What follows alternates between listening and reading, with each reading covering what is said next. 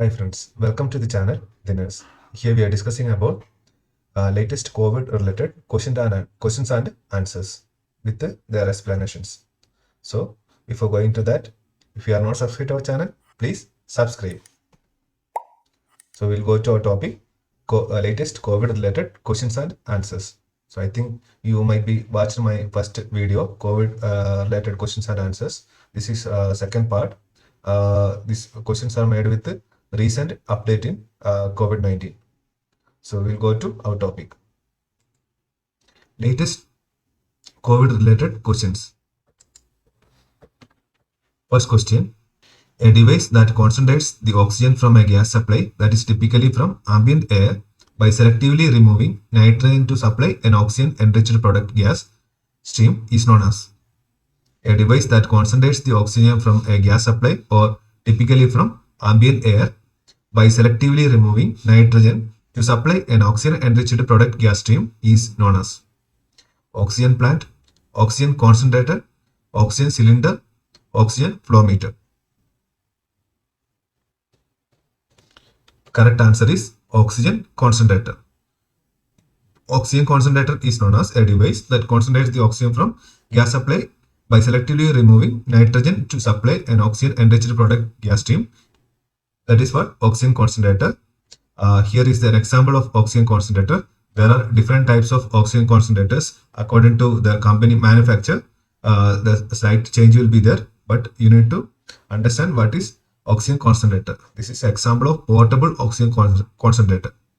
A portable oxygen concentrator, or POC, is a device used to provide oxygen therapy to people that require greater oxygen concentration than the levels of ambient air or atmosphere air.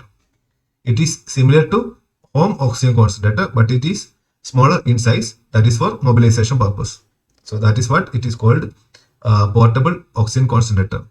So in atmosphere air or ambient air, it contains mainly the nitrogen and oxygen. Nitrogen contains around 78% of atmosphere air, and oxygen contains around 21% of atmosphere air. So from that atmosphere air, this 78% of nitrogen that this device will remove. So balance 21% that only selectively collect in this machine. So it will provide maximum air to the patient. That is a working technique of oxygen concentrator. It will remove the major part of nitrogen from the atmosphere air and supply most pure form of the oxygen. So next question. The color code of medical oxygen cylinder. The color code of the medical oxygen cylinder. White shoulder, black shoulder, green shoulder, blue shoulder. Correct answer is white shoulder. Medical oxygen cylinder that contains white oxygen cylinder, that is white shoulder. That is what upper part of the cylinder will be white colored, and lower part of the cylinder will contain black color. That is black and white. So here is the example of oxygen cylinder. The body part will be black in color, and upper shoulder part will be white in color. That is what oxygen cylinder color coding. For nitrogen cylinder, it will be black shoulder, and in the same time for hydrogen cylinder, there will be color, that is shoulder color is red. For nitrous oxide cylinder, it will be blue shoulder, blue colored shoulder. Upper part of the nitrous oxide will be blue color. Then third question, maximum rate of oxygen that can be supplied by an oxygen concentrator is. Maximum rate of oxygen that can be supplied by an oxygen concentrator is 10 to 15 liter per minute, 15 to 25 liter per minute, 5 to 10 liter per minute, 15 to 20 liter per minute. Correct answer is 5 to 10 liter per minute. Maximum rate of oxygen that can be supplied by an oxygen concentrator, that is 5 to 10 liter per minute.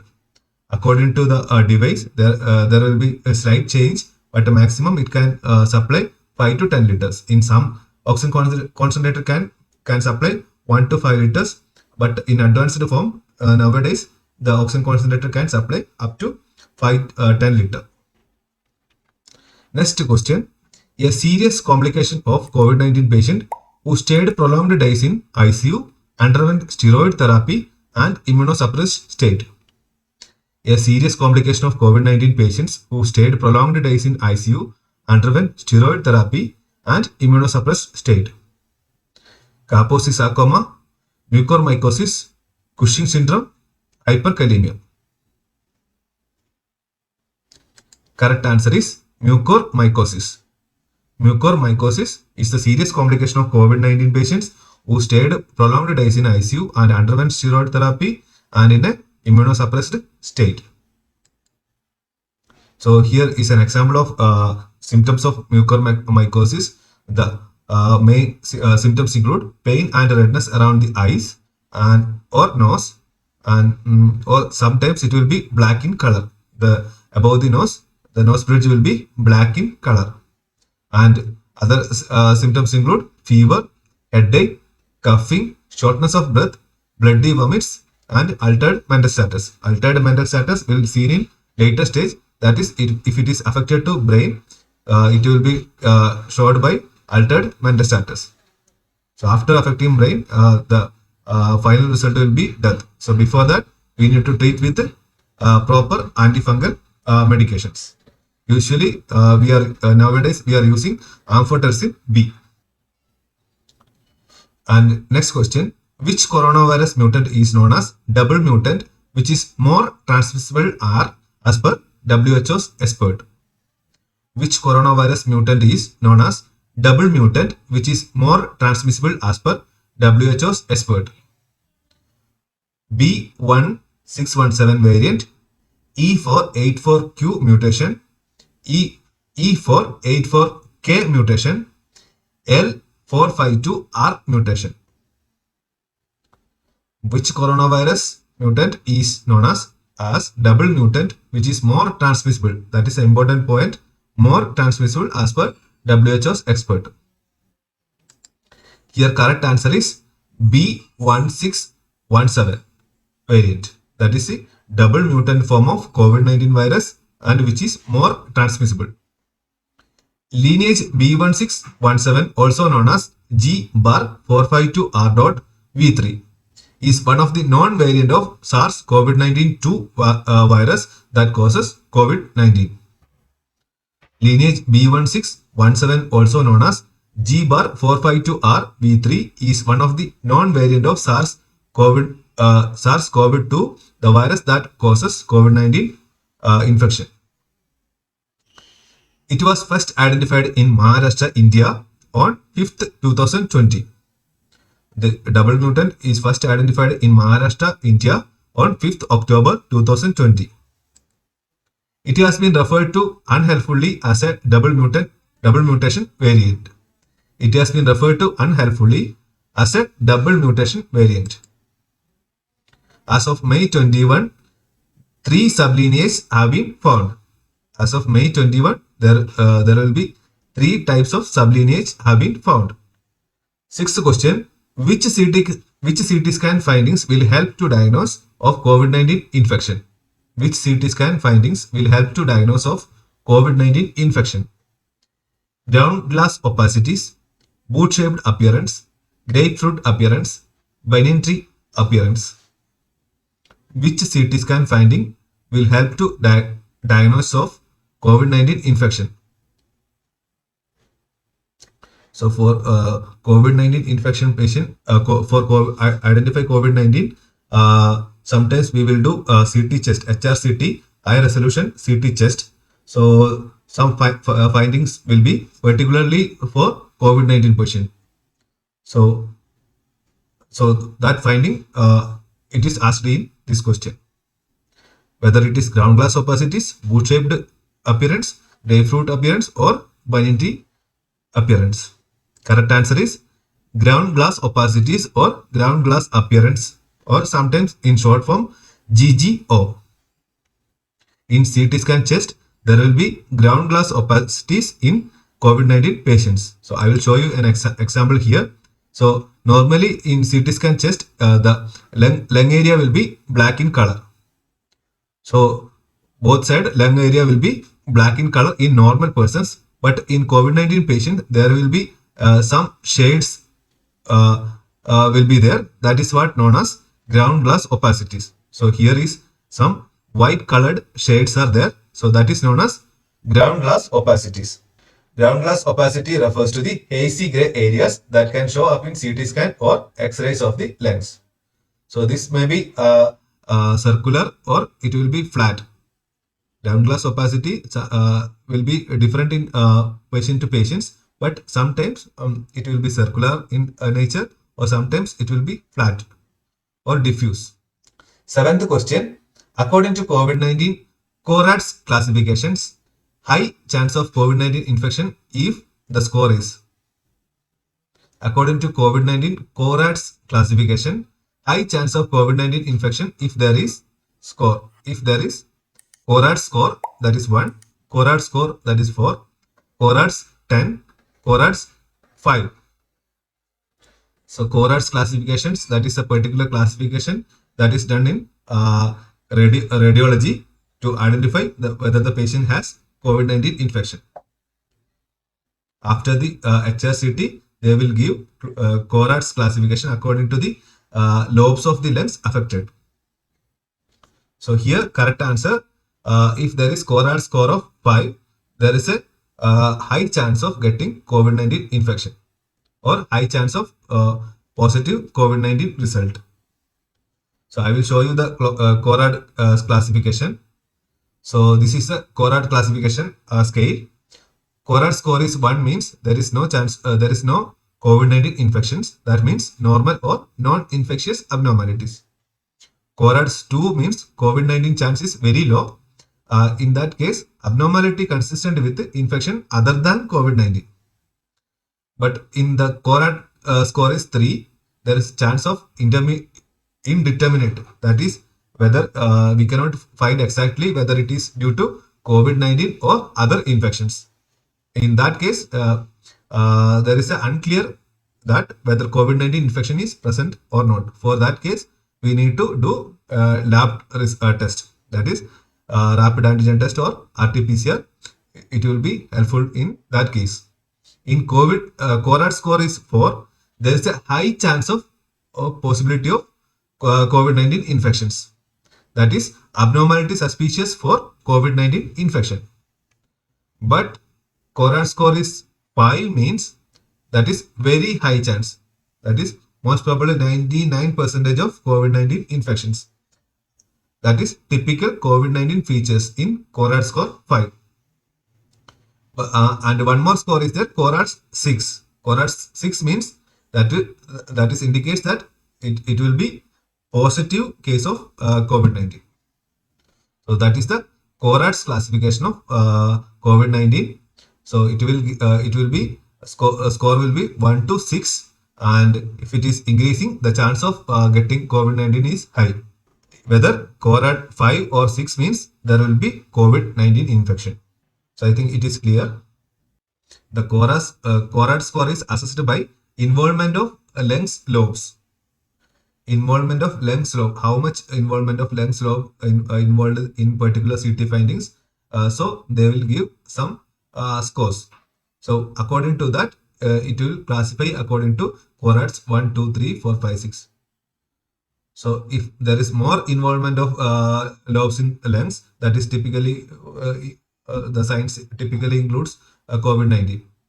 So the main findings are ground glass appearance or ground glass opacities. Eighth question: while administering oxygen, which part of the oxygen cylinder shows how much oxygen is left in the cylinder? While administering oxygen, which part of the oxygen cylinder shows how much oxygen is left in the cylinder? Flow meter, pressure gauge, humidifier, water scale. Correct answer is pressure gauge. That is easy question.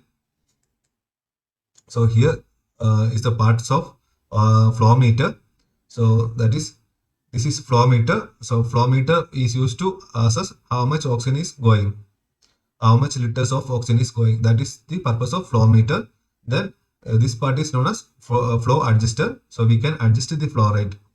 by adjusting this knob. And this is humidifying bottle. In this bottle we will fill water, that will be distilled or millipore waters. We will fill according to the mark. So the oxygen will comes from oxygen cylinder through this knob, and it will enter into the humidifier water, and then it humidifies with the water, and then humidified oxygen will go through this oxygen input. Here we will connect the oxygen tubings, and this is the part, or this is the device, that is pressure gauge. So in this pressure gauge we can understand how much oxygen left in the cylinder. So according to the pressure we can assess. It will be 0 to 200, I think so. 0 to 200. So we can understand how much oxygen left and when we need to refill it. And this is the input plug part. So this part only directly connect into the oxygen cylinder. Next, ninth question. Holding your breath for 10 seconds may be able to detect COVID-19 infection. So you need to tell whether the statement is right or wrong. Holding your breath for 10 seconds may be able to detect COVID-19 infection. Options: right, the statement is right, or wrong, partially correct, none of these right. So read the statement and give correct answer. So correct answer is it is a wrong statement. Holding your breath for 10 seconds may be able to detect COVID-19. That is the wrong statement. Next, another statement. Through mosquito bites, COVID-19 may spread person to person. True or false? Through mosquito bites, COVID-19 may spread person to person. True or false? Options include true, false, partially true, none of these. Correct answer. This is also a wrong statement. Through mosquito bites, COVID-19 will not spread. Then 11th question. Use of hand dryers will kill the virus than alcohol-based hand rub or soap and water. That is, statement is true or false. Use of hand dryers will kill the virus than alcohol-based hand rub or soap and water. True or false? So correct answer is false. Best method of removing or kill the COVID-19 virus, that is use of alcohol-based hand rub or hand wash with soap and water. 12th question. What is the other name of mucormycosis? What is the other name of mucormycosis? Oral thrush, warts, black fungus, white fungus. Correct answer is black fungus. Other name of mucormycosis is black fungus or zygomycosis. Mucormycosis or black fungus or zygomycosis. Zygomycosis, it is old name. Now it is known as either mucormycosis or black fungus. It is a rare infection. It is caused by exposure to mucor mold or mucor fungus, which is commonly found in soil, plants, manure, and decaying fruits and vegetables. Mucormycosis or black fungus or zygomycosis is a rare infection. It is caused by exposure to mucor mold, which is commonly found in soil, plants, manure, and decaying fruits and vegetables. 13th question. Which patients are more prone to mucormycosis? Which patients are more prone to mucormycosis? Patients with cardiac disease, patients they are not immunized, patients with uncontrolled diabetes, all COVID-19 positive patients. Which patients are more prone to mucormycosis? Correct answer is patients with uncontrolled diabetes mellitus. Patients with uncontrolled diabetes mellitus are more prone to mucormycosis. Mucormycosis affects the sinuses, the brain, and the lungs, and can be life-threatening in diabetic or severely immunocompromised individuals such as cancer patients or people with HIV or AIDS. Mucormycosis affects sinuses, the brain and the lungs and can be life-threatening in diabetic or severely immunocompromised individuals such as cancer patients or people with HIV or AIDS. So usually mucormycosis affect in immunocompromised patients only. Usually while inhalation there is a chance of getting mucormycosis during the normal person also, but it cannot cause infection to the normal healthy persons. If it is inhaled to if it the mucormycosis fungus, if it is inhaled to healthy persons, it cannot able to cause infection in that healthy persons. But if it is when the person become immunocompromised or and if he is having uncontrolled diabetes, or there is a chance of longer days of steroid use, or immunocompromised state like cancer patients or HIV AIDS patients or transplant organ transplant patients, they are immunocompromised. So in these cases there is a chance of getting mucormycosis. So due to prolonged hospital ICU stays, or due to prolonged use of steroids, or sometimes uncontrolled diabetes, immunocompromised state due to cancer or HIV AIDS or organ transplantation, these are the high risk cases of getting mucormycosis. So that is about today's video, latest COVID-19 questions. So thank you for watching this video. If you are like this video, please share with your friends. Thank you.